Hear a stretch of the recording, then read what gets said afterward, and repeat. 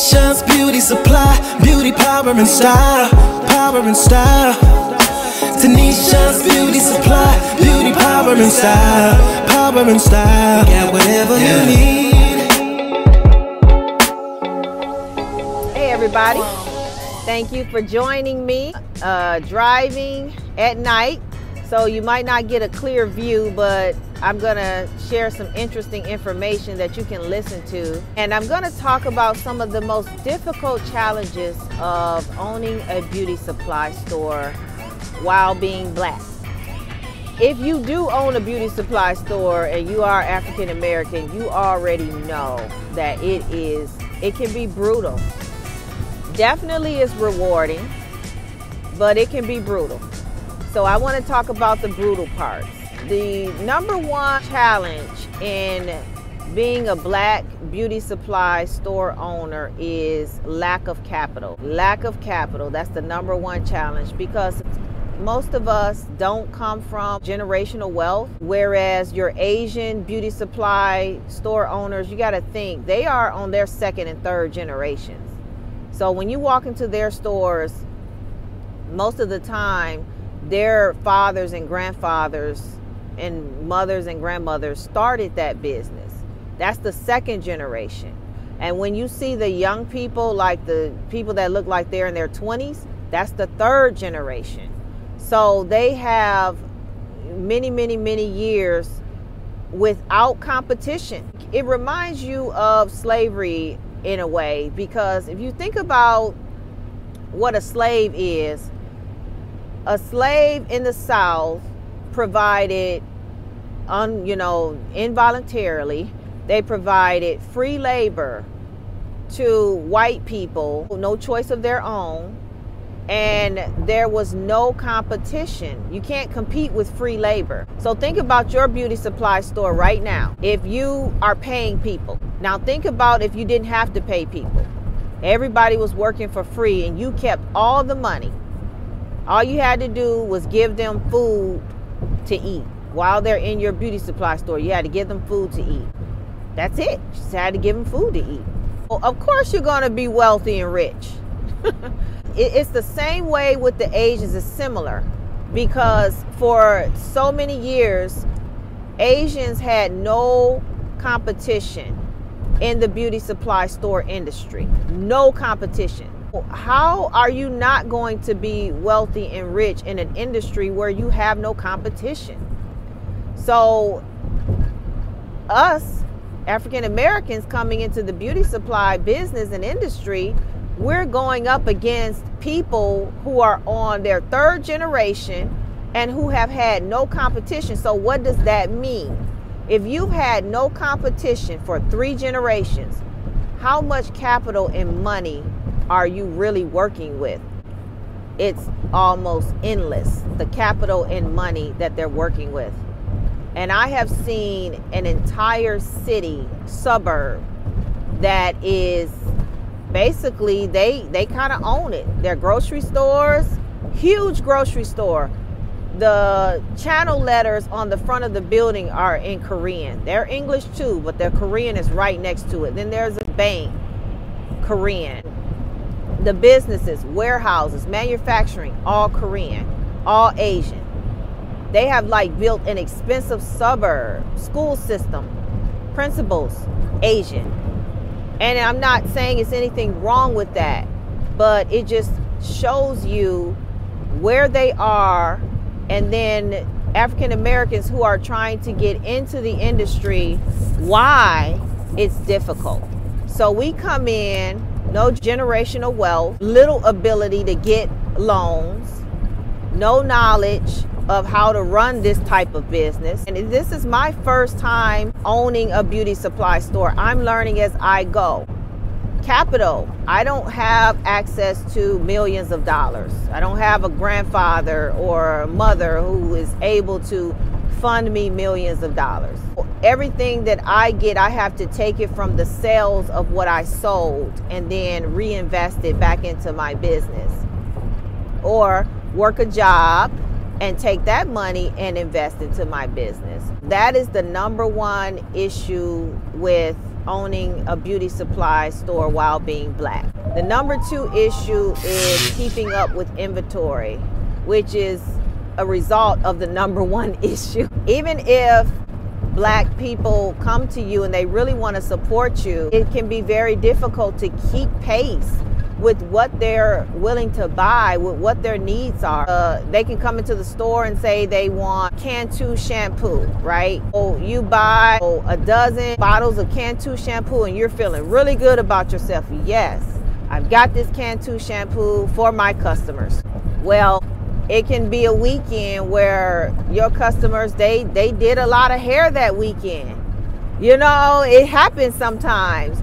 And you look around and your workers are telling you, hey, we need more Cantu shampoo. And you're like, wait a minute, I just ordered that. I just, stocked. We just stocked the shelves with Cantu shampoo. What do you mean we need more? Well, it's gone. We need more Cantu shampoo.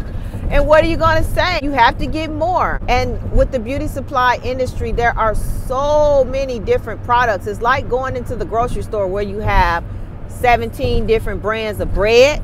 The beauty supply industry is the same way. You have 3,500 different brands of shampoo. You have to ensure that you carry the brands that your community is wanting, using, and expecting.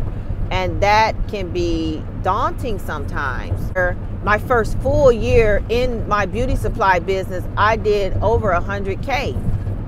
But you better believe that 80% of that went right back into stocking those shelves. And then I also had to pay people.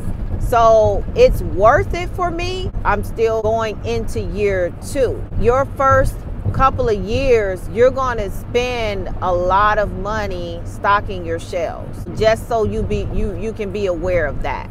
That's the number 2 challenge. The number 3 challenge would be lockout. The Asian community does not make it easy to get into selling the products. You would think that you could take your money and call up a company like Shake and Go and say, hey, I'd like to start ordering your product wholesale from my store. I have my tax ID and I have my store located in Oak Park, Michigan. I would like to sell your product. Well, first of all, if you get through to talk to anybody, that alone is a miracle, because they are expecting and looking for Asian language only. That's all they seem to really respond to. So they're looking for that. And when they hear your black self talking in English, a lot of times you won't even get through. You won't get a call back. You get ignored. And then you get told something like, there's a beauty supply store within a certain range close to your store and we can't sell to you. And you're like, what? But then you go into the beauty supply stores, you have multiple Asian stores on the same street in the same range, mile range. You go in there and they all have that product. So basically what they're telling you is, we're not going to sell to your black self. That's what they're telling you. And that's how they're able to stay within their legal rights. So you run into that issue. And if you do get breakthrough, because I have some of my sisters and brothers have broken through and they have gotten these accounts. So I'm not saying they're impossible to get, but if you are going to get them, you better make sure that you know what you're doing. If you do get the account, then they tell you, okay, your minimum is $30,000. How many African Americans do you know that have $30,000 laying around to spend only on one brand? What if that brand doesn't do well in your community? What if it doesn't sell well? What if that $30,000 in inventory takes you a year to sell? Do you have a year for $30,000 to sit on your shelves? You end up just selling it, cheaply. What if the trend changes where they were wearing Shake and Go ponytails? Now the trend is something else that's not Shake and Go, but you have all of this Shake and Go. That happened with a braiding hair that I use. All of my people were wanting this braiding hair called Biba. So I stocked up on it. I didn't spend $30,000. I only had to spend $300. I stocked up on it. It was selling really well. And then my community they started using Queen Bee. So they switched over. So the Biba hair that I had, it just kind of sat there, but I didn't have so much where I was just in trouble. So you want to think about things like that.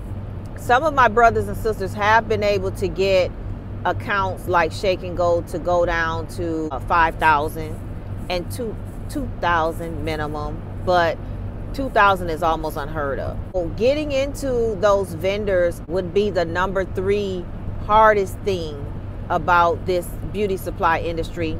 And as much as I love the beauty supply industry, I'm going to tell you the truth because some of you are asking whether or not I should get into this business. And I'm going to give you the brutal portions of it and not just all of the fluff and all of the things that I love about it. Yes, I love it. And yes, I want us to take this industry back. You do need to know if you're up for the challenge and whether or not this is something for you. Those are the 3 main challenges that are difficult about this business. Another challenge is finding workers. That's not easy unless you have a big family already or people you can depend on that have signed up to be a support. That is not easy. I struggled for a very long time trying to find workers. And then you got to make sure that if you partner with someone and they agree to help you with your business and they don't charge you, you got to make sure they're not going to come after you later and say, well, you worked me for free. That goes against labor laws. And if they want to pull a case on you, oh, you got to know your labor laws with your state. Or maybe you all started out as friends. And then later on, they turned on you. And now they want to say, well, I worked in your business for such and such time and you didn't pay me. Oh, so you got to know your labor laws. Even if you got it in writing, writing does not trump labor laws. So what I'm going to do now that I've told you the 4 main challenges of owning a beauty supply store while being Black, I'm going to give you some of the solutions that I came up with that helped me to be able to conquer those challenges. The number 1 challenge with capital, what I did was I created a product investment system where I had people that knew me. I created intricate Google Docs charts that I could share with them, and then they would give me money to go buy product, and I would put it under their name and I would put it into my computer system, and when the product sold, would go under their name that, okay, Sarah sold $100 worth of products. I would do my books about every 3 weeks or so. This store would get a percentage of the products. So if it was like the little low cost stuff, like, or the little profit margin stuff like your shampoo, your sprays, your gel, edge control, stuff like that, the store would get a smaller percentage of that, maybe 15-20% or so. And if it was stuff like your larger profit margins, like your clothes, your wigs, your shoes, sunglasses, things that double or triple in profit, the store would get a bigger percentage of that. I would Cash App or Zelle, use Zelle to send the product investor their portion every 3 weeks or so. And that's how I was able to stock my shelves without getting a business loan, without having a rich parent. That's how I was able to help stock my shelves. That's an idea. If you do something like that, you just want to be careful, have everything in writing and have them sign the agreement, and don't call it an investor. They are not investors, because that's a whole nother set of laws that you have to abide by when you say that people are investors in your company or they own shares. Don't do that. Call them product investors. And what that means is that's their product. It's their product. And so if you ever have a disagreement with them and they don't want to do it anymore, then you box up their product, because everything has to be labeled. You box their product up and you give it back to them. And you have them sign off that you gave it back to them. You don't want to just call them investors, because that can come back on you. Your business takes off and starts doing $1 million, and they say, well, I was a 15-cent investor, you know, you owe me 15% of that $1 million. No. And you want to make sure you have everything in writing. That was one way I was able to conquer that problem with the lack of capital. Another way was I had to just take the sales and I had to flip that money. I had to keep flipping that money. All of the money that I would get from sales, I had to keep reinvesting it back into my business. So I had to keep flipping, as Damon Dash would say. You got to keep flipping. That was the main way I was able to stock my shelves. And then some working some of the time and taking my paychecks and buying inventory that way. Keeping the shelves stocked.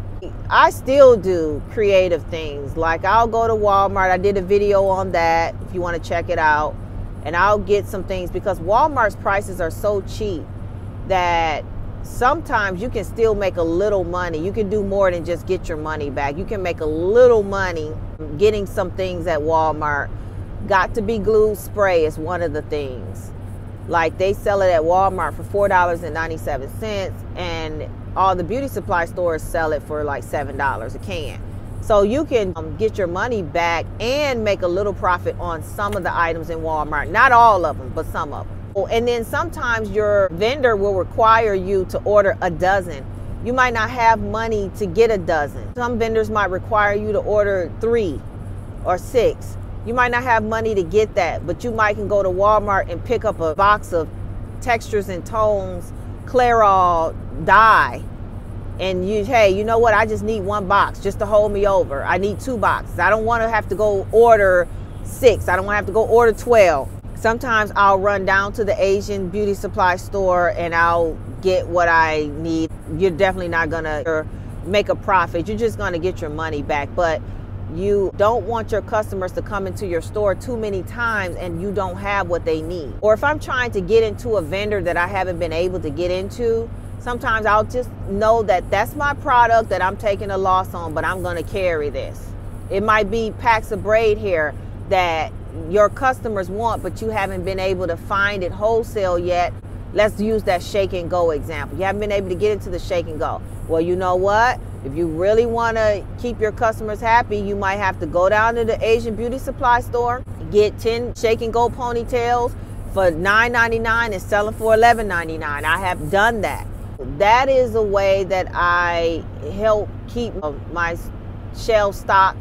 I also, when I'm doing my order, because I'm not in the same state as my store, I'm on the phone with my managers or my workers. They're going through the store and they're walking around and we're talking about what are we low on, what do we need, and just being on top. We keep a running list that every worker writes down. Every time we're out of something or we're getting low, they write it down. So we keep a list and we organize it so that we can continue to bring those items to our customers. So that's how I handle challenge number 2.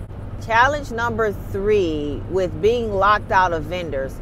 The way I handle that is, 1, I'm persistent. If I really want to get into a vendor, I'm going to keep calling. I'm going to find out what I need to know, what I need to do. And if I can't get in, I'm going to keep researching. I listen to YouTube a lot. Sometimes people share vendors that you can go through on YouTube. I search the web. I'll put in, like, say for example, I'll put in Shake and Go wholesale and I'll just research, and I spend time researching. So that's how I conquered that problem. Those are the 3 main challenges and issues. Finding workers. The way I solved that problem was I started posting my jobs on Facebook jobs. One day I posted my job and I had like 8 replies and I set up 8 interviews. Now only 1 person showed up, but still that showed me that that's definitely a way, because Facebook is going to send it out to the people that live within that radius who are looking for that type of job. So that's a way that you can get people in. And another way is I would go into places like McDonald's or Dollar General or Family Dollar, and I would give my card to those workers and let them know, hey, if you want another little side job, then, you know, come work for me, because those people have already had a background check. If they work for McDonald's or Dollar General or places like that, they've completed a background check for that worker. So if you let them know, hey, I can offer you a little side job, then you have a worker who's already had a background check. So you just have to be creative in getting around those barriers that can stare you in the face when you're black, you're opening your beauty supply store. I've had much success in this industry. I love it, and I'm just really looking forward to the next phase. I'll keep bringing you videos. Hit that subscribe button, hit the notification bell so you can be notified when I have more content. And if you like the content, hit like, and I really enjoy having you ride with me along this night journey. Thank you.